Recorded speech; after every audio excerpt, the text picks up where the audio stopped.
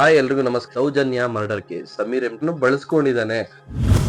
ಈತ ಒಬ್ಬ ಮುಸ್ಲಿಮು, ಹಿಂದೂಗಳ ಎಗೇನೆಸ್ಟ್ ಆಗಿ ಮಾಡಿದ್ದಾನೆ. ಲವ್ ಜಿಹಾದ್ ಬಗ್ಗೆ ಅರೆಸ್ಟ್ ಮಾಡಬೇಕು, ಫ್ರಾಡ್ ಬೆಟ್ಟಿಂಗ್ ಪ್ರಮೋಷನ್ ನಿಜ ಅಂತ ಅನ್ಸುತ್ತೆ. ಆ ಟೀಮ್ ನ ಇಟ್ಕೊಂಡ್ರೆ ಒಂದಷ್ಟು ವಿಚಾರಗಳನ್ನ ಹೊರಗೆ ತೆಗಿಬಹುದು ಅನ್ಸುತ್ತೆ. ನಿಮ್ಮ ಪುಣ್ಯ ಪಾಪದಲ್ಲೂ ಕ್ಷೇತ್ರಕ್ಕೆ ಸಂಬಂಧಪಟ್ಟಿರುವಂತಹ ಒಂದಷ್ಟು ಕೇಸ್ಗಳು ಅಂತ ಸ್ವಯಂ ಪ್ರೇರಿತ ಕೇಸ್ ನ ಹಾಕೊಂಡು ಆ ಪ್ರಭಾವಿಗಳು ಯಾರು, ಜನಸಾಮಾನ್ಯರು ಮುಂದೆ ಹೋರಾಟ ಮಾತ್ರ ಮಾಡಬಹುದು. ನಮ್ಮ ಹಿಂದೂಗಳು ಆ ಧರ್ಮಸ್ಥಳಕ್ಕೆ ಹೋಗೇ ಹೋಗ್ತಾರೆ. ಹಾಯ್ ಎಲ್ರಿಗೂ ನಮಸ್ಕಾರ, ನಾನು ನಿಮ್ಮ ಪ್ರದೀಪ್ ಚಂದ್ರ. ಇವತ್ತಿನ ದಿವಸ ಮಾತಾಡಕ್ಕೆ ಬಂದಿರುವಂತಹ ವಿಚಾರ ತಮ್ಲೈನ್ ನೋಡಿದಾಗ ನಿಮ್ಗೆ ಗೊತ್ತಾಗುತ್ತೆ ಏನ್ ವಿಚಾರ ಮಾತಾಡಕ್ಕೆ ಹೊರಟಿದೀನಿ ಅಂತ. ಒಂದು 6 ದಿನದಿಂದ ಇದೇ ವಿಚಾರದ ಬಗ್ಗೆ ಕಂಪ್ಲೀಟ್ ಸೋಷಿಯಲ್ ಮೀಡಿಯಾ ಫುಲ್ಲು ಎಲ್ಲಾ ಕಡೆ ಇದೇ ವಿಚಾರ ಓಡಾಡ್ತಾ ಇದೆ. Soujanya murder case. ನಾನು ಇದೇ ವಿಚಾರನ ಮಾತಾಡ್ಬೇಕು ಅಂತ ಬಂದಿದ್ದೀನಿ. ಮೊದಲಿಗೆ ನಾನು ಸಮೀರ್ ಎಂ ಡಿ ಬಗ್ಗೆ ಮಾತಾಡಕ್ಕೆ ಇಷ್ಟಪಡ್ತೀನಿ. ಸಮೀರ್ ಎಂ ಡಿ ಬಗ್ಗೆ ಮೊದಲು ಸೋಷಿಯಲ್ ಮೀಡಿಯಾದಲ್ಲಿ ಬರ್ತಿರುವಂತಹ ಕಾಮೆಂಟ್ಗಳು ಏನಪ್ಪಾ ಅಂದ್ರೆ, ಈತ ಒಬ್ಬ ಮುಸ್ಲಿಮು, ಈತ ಪ್ರತಿಯೊಂದು ವಿಡಿಯೋಗಳನ್ನು ಹಿಂದೂಗಳ ಎಗೇನೆಸ್ಟ್ ಆಗಿ ಮಾಡಿದ್ದಾನೆ.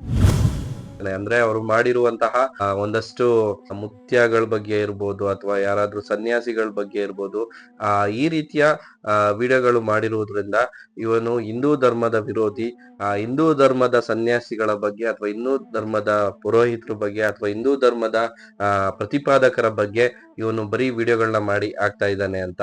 ಬಟ್ ಇದು ಪರ್ಫೆಕ್ಟ್ ಅಲ್ಲ ಅಂತ ಕೆಲವರು ಹೇಳಿದ್ರು ಕೂಡ ಅವನು ಯಾವುದೇ ವಿಡಿಯೋಗಳನ್ನ ಅವರ ಧರ್ಮದ ಅಂದ್ರೆ ಮುಸ್ಲಿಂ ಧರ್ಮದ ಬಗ್ಗೆ ಯಾವುದೇ ಮೌಲ್ಯಗಳ ಬಗ್ಗೆ ಆಗಿರುವಂತಹ ಸ್ಕ್ಯಾಮ್ಗಳನ್ನ ವಿಡಿಯೋ ಮಾಡಿ ಹಾಕಿಲ್ಲ, ಅಥವಾ ತುಂಬಾ ನಡೀತಿರುವಂತಹ ಲವ್ ಜಿಹಾದ್ ಬಗ್ಗೆ ಯಾವತ್ತು ಅವನು ವಿಡಿಯೋ ಮಾಡಿ ಹಾಕಿಲ್ಲ.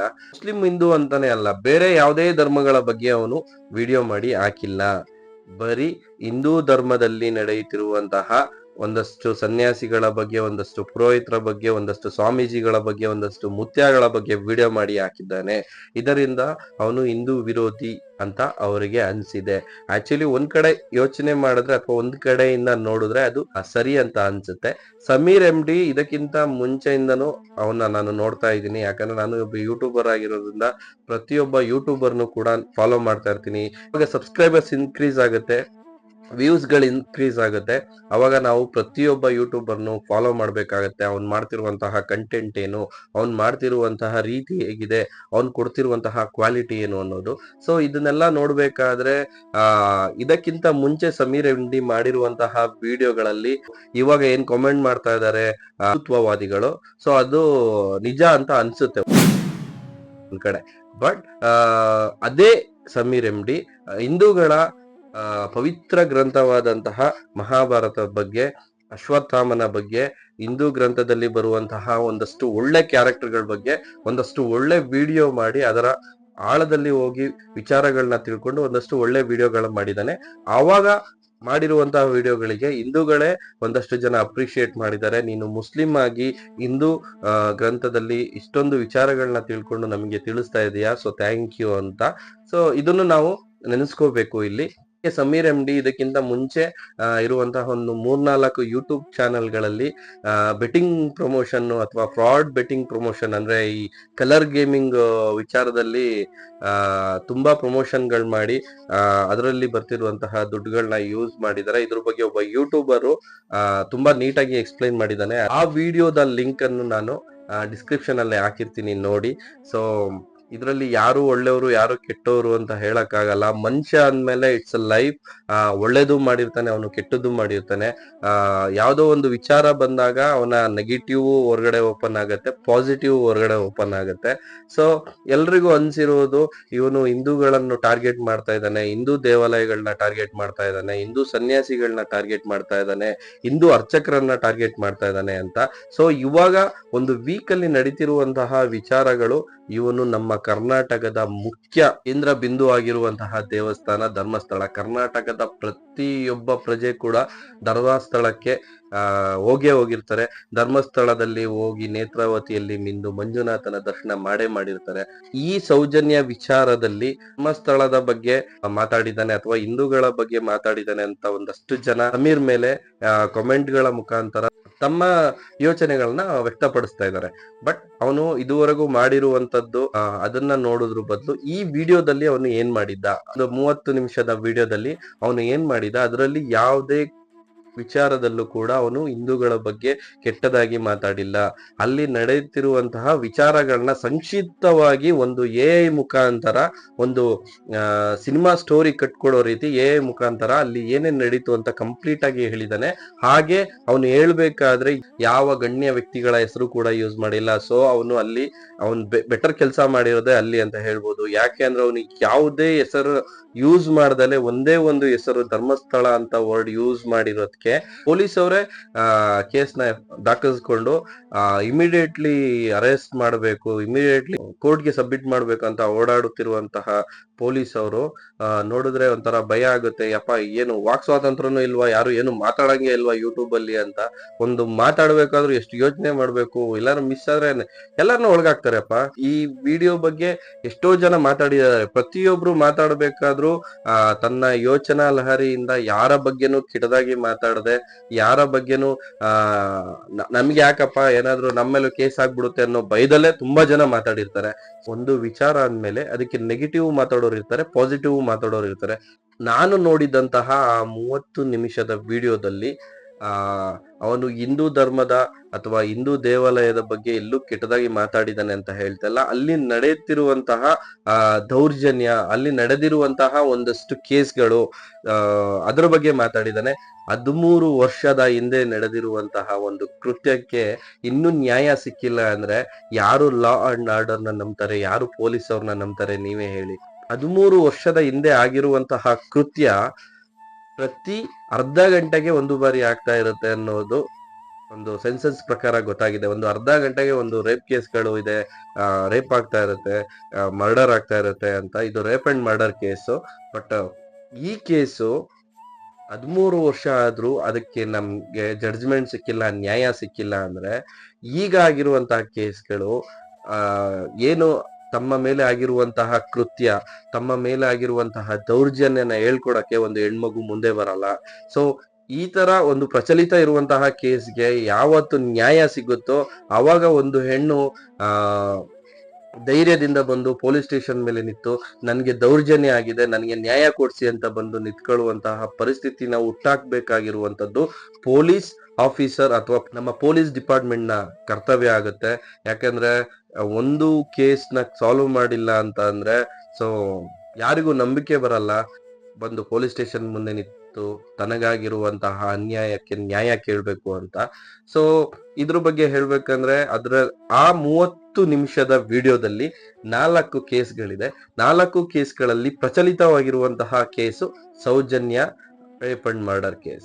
ಸೌಜನ್ಯಗೆ ಆಗಿರುವಂತಹ ಕೃತ್ಯಕ್ಕೆ ದೊಡ್ಡವರು ಅಂತ ಏನ್ ಯೂಸ್ ಮಾಡಿದಾನೆ ಸಮೀರ್, ಅದೇ ವಿಚಾರದಲ್ಲಿ ಅವರೇ ಕಾರಣ ಇರಬಹುದಾ ಅಂತ ಯೂಸ್ ಮಾಡಿದಾನೆ.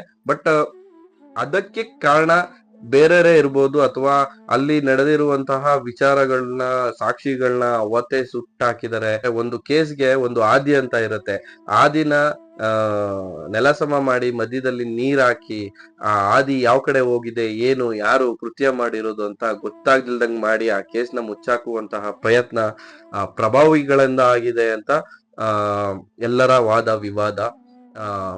ಆಗಿರ್ಬೋದು, ಆಗಿಲ್ದೇನೆ ಇರ್ಬೋದು, ನನಗೂ ಗೊತ್ತಿಲ್ಲ, ಅದ್ರ ಬಗ್ಗೆ ಐಡಿಯಾ ಇಲ್ಲ.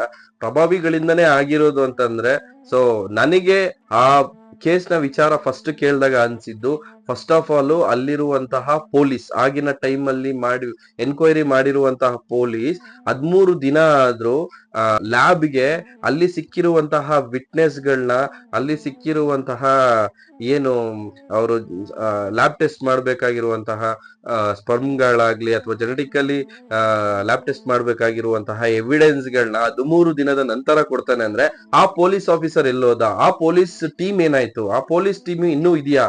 ಪೊಲೀಸ್ ಸ್ಟೇಷನ್ ಅಲ್ಲೇ ಕೆಲಸ ಮಾಡ್ತಾ ಇದಾರ? ಆ ಟೀಮ್ ನ ಇಟ್ಕೊಂಡ್ರೆ ಒಂದಷ್ಟು ವಿಚಾರಗಳನ್ನ ಹೊರಗೆ ತೆಗಿಬಹುದು ಅನ್ಸುತ್ತೆ.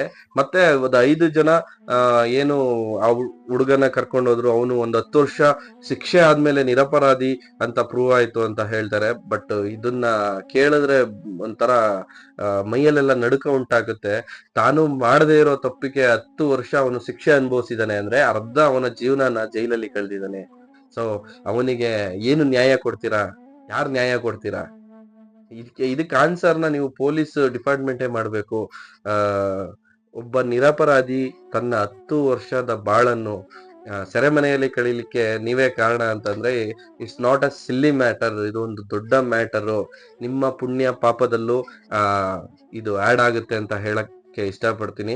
ಕರ್ಮ ಯಾವತ್ತೂ ಬಿಡಲ್ಲ ಅಂತ ಎಲ್ಲರೂ ಹೇಳ್ತಾರೆ. ಕರ್ಮ ಕಾಯುತ್ತೆ ಅಂತ ಹೇಳ್ತಾರೆ. ಸೊ ಕರ್ಮ ಕಾದೇ ಕಾಯುತ್ತೆ. ಇದಾದ ನಂತರ ಓಕೆ, ಈ ಕೇಸಲ್ಲಿ ಕೆಲವರು ಹೇಳುವ ಪ್ರಕಾರ ಯಾವುದೇ ಎವಿಡೆನ್ಸ್ ಇಲ್ಲ, ಈ ಕೇಸ್ ಸಾಲ್ವ್ನೇ ಆಗಲ್ಲ ಅನ್ನೋ ಲೆವೆಲ್ಗೆ ಮಾತಾಡ್ತಾರೆ. ಸೊ ಗೊತ್ತಾಗಲ್ಲ, ಯಾಕಂದ್ರೆ ನ್ಯಾಯಾಲಯಕ್ಕೆ ಸಾಕ್ಷಿ ಮುಖ್ಯ, ಆಧಾರ ಮುಖ್ಯ. ಯಾಕೆಂದ್ರೆ ಒಬ್ಬನ ಮೇಲೆ ನಾವು ಆರೋಪ ಮಾಡ್ಬೋದು, ಅದನ್ನ ಪ್ರೂವ್ ಮಾಡ್ಬೇಕಂದ್ರೆ ಸಾಕ್ಷಿ ಆಧಾರ ಕಂಪ್ಲೀಟ್ ಆಗಿ ಬೇಕಾಗತ್ತೆ. ಸಮೀರ್ ಅವರ ವಿಡಿಯೋ ಪ್ರಕಾರ ಅವರು ಆರೋಪ ಮಾಡಿದರೆ ಅದಕ್ಕೆ ಸಾಕ್ಷಿ ಆಧಾರಗಳನ್ನ ಅವರು ಒದಗಿಸಿದ್ರೆ ಸೊ ಶಿಕ್ಷೆ ಆಗೇ ಆಗತ್ತೆ. ಸೊ ಇದನ್ನ ಬಿಟ್ರೆ ಇನ್ನೂ 3 ಕೇಸ್ಗಳಿದೆ. ಒಂದು ಟೀಚರ್ದು ಕೇಸು, ಒಂದು ಮ್ಯಾನೇಜರ್ದು ಕೇಸು, ಇನ್ನೊಂದು ಆಸ್ತಿಗೆ ಸಂಬಂಧಪಟ್ಟಂತಹ ಕೇಸು.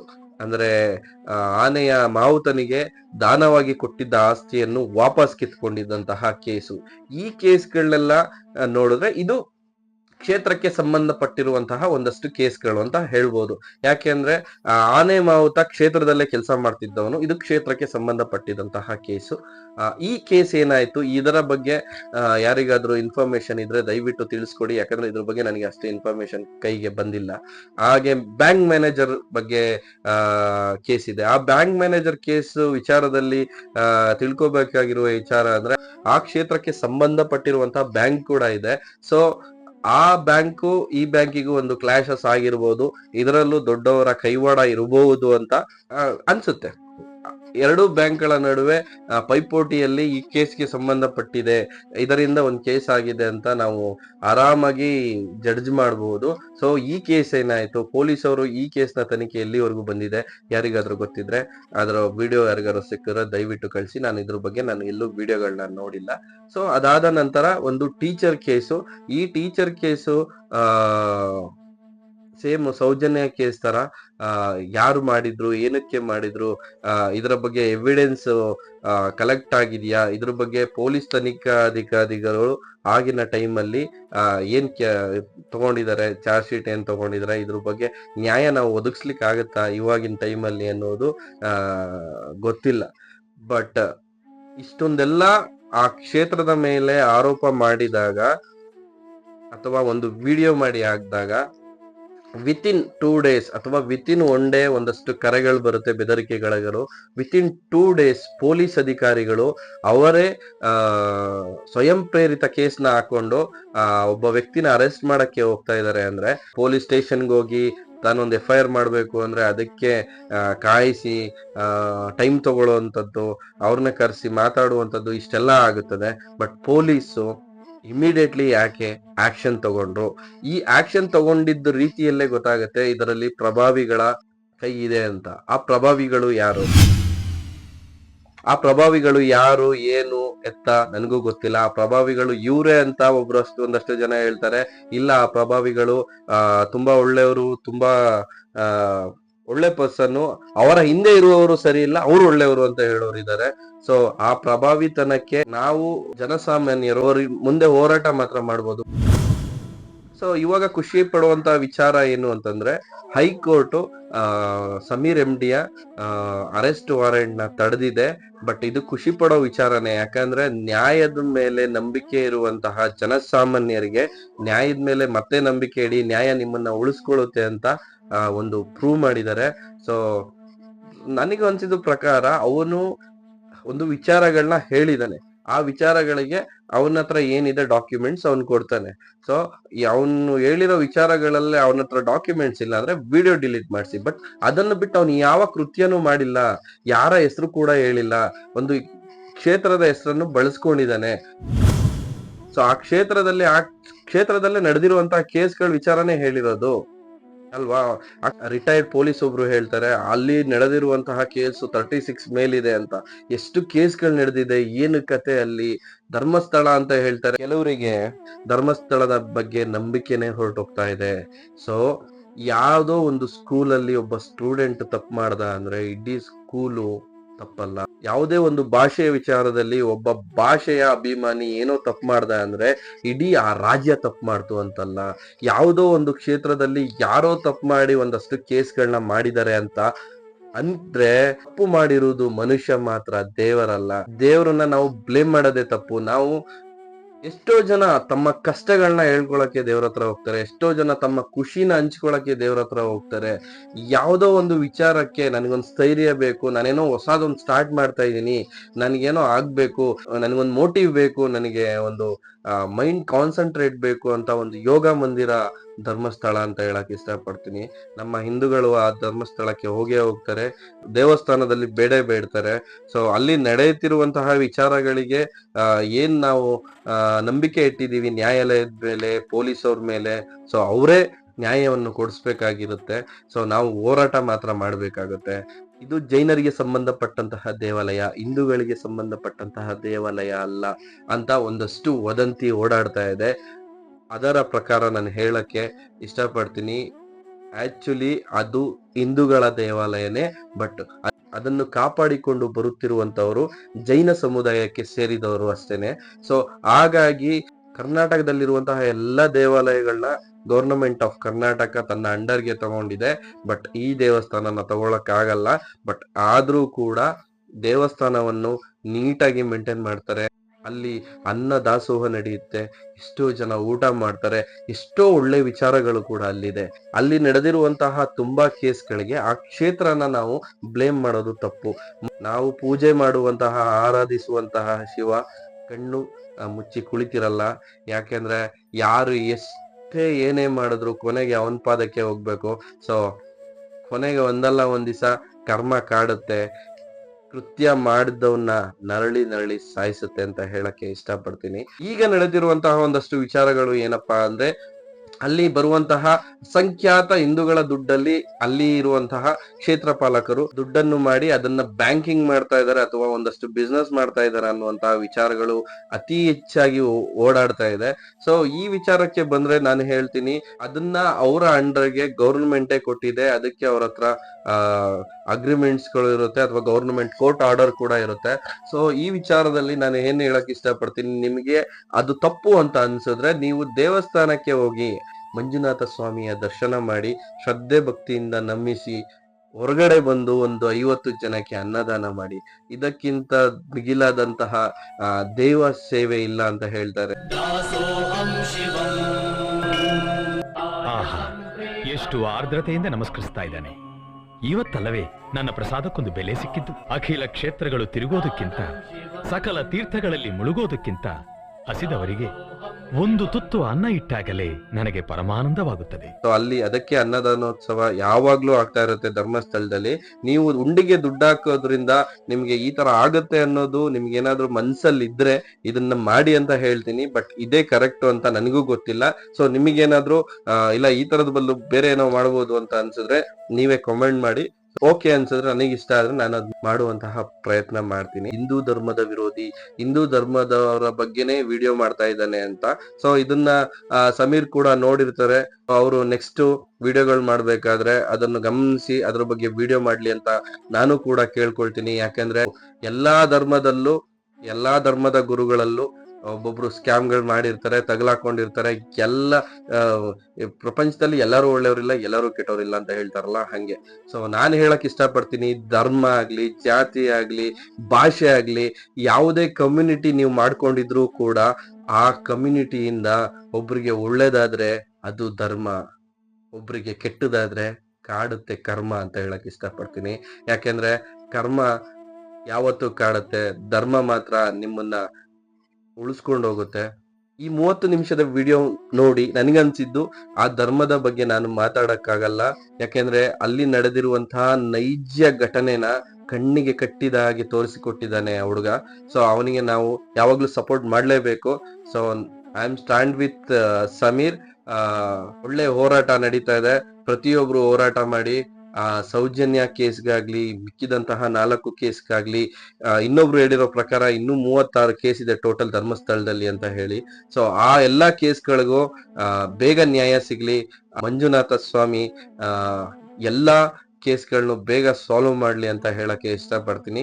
ಮೇಯ್ನ್ ನಾನು ಪೊಲೀಸ್ ಡಿಪಾರ್ಟ್ಮೆಂಟ್ ಅಲ್ಲಿ ರಿಕ್ವೆಸ್ಟ್ ಮಾಡ್ತಾ ಇರೋದು, ನೀವು ಈ ರೀತಿ ಪ್ರಚಲಿತ ಇರುವಂತಹ ಕೇಸ್ಗೆ ನಿಜವಾದ ನ್ಯಾಯ ಕೊಡ್ಸಿದ್ರೆ ನಾಳೆ ನಿಮ್ಮ ಸ್ಟೇಷನ್ ಮುಂದೆ ತನಗೆ ಆಗಿರುವ ದೌರ್ಜನ್ಯ ಹೇಳ್ಕೊಳಕ್ಕೆ ಕರ್ನಾಟಕದ ಪ್ರಜೆ ಆರಾಮಾಗಿ ಬರ್ತಾನೆ. ಯಾವುದೇ ಭಯ ಇಲ್ದಲೆ, ಯಾವುದೇ ಒಂದು ಸಂಕೋಚ ಇಲ್ದಲೆ ಆರಾಮಾಗಿ ಬಂದು ನಿಮ್ ಮುಂದೆ ಕೂತ್ಕೊಂಡು ತನ್ನ ಕಷ್ಟನ ಹೇಳ್ಕೊಳ್ತಾನೆ. ನೀವು ಆ ಕಷ್ಟನ ಪರಿಹರಿಸ್ಬೋದು. ಕರ್ನಾಟಕ ಪೊಲೀಸ್ ಡಿಪಾರ್ಟ್ಮೆಂಟ್ ಪ್ರತಿಯೊಂದು ಕೇಸ್ ಮೇಲೂ ತುಂಬಾ ಒತ್ತು ಕೊಟ್ಟು ಒಂದು ಕೇಸ್ನ ಕ್ಲಿಯರ್ ಮಾಡಕ್ಕೆ ಟ್ರೈ ಮಾಡ್ಲೇಬೇಕು ಅಂತ ಹೇಳಕ್ಕೆ ಇಷ್ಟಪಡ್ತೀನಿ. ಯಾಕಂದ್ರೆ ಇದೊಂದು ನನ್ನ ರಿಕ್ವೆಸ್ಟ್. ಇಲ್ಲಾಂದ್ರೆ ಯಾರು ಬರಲ್ಲ ಸರ್. ಸ್ಟೇಷನ್ಗೆ ಬಂದ್ಬಿಟ್ಟು ತನಗೆ ನ್ಯಾಯ ಕೊಡ್ಸಿ ಅಂತ ಯಾರು ಬಂದು ಕೂತ್ಕೊಳ್ಳಲ್ಲ. ಈ ಹೋರಾಟ ಹೀಗೆ ನಡೀತಾ ಇರ್ಲಿ, ನ್ಯಾಯ ಸಿಗುವವರೆಗೂ ಹೋರಾಡೋಣ. ಎಲ್ಲವನ್ನು ದೈವ ಬಲ್ಲ, ಮಂಜುನಾಥ ಸ್ವಾಮಿಯೇ ನೋಡಿಕೊಳ್ಳುತ್ತಾನೆ. ಎಲ್ಲರಿಗೂ ನಮಸ್ಕಾರ, ಎಲ್ಲರಿಗೂ ಒಳ್ಳೇದಾಗಲಿ.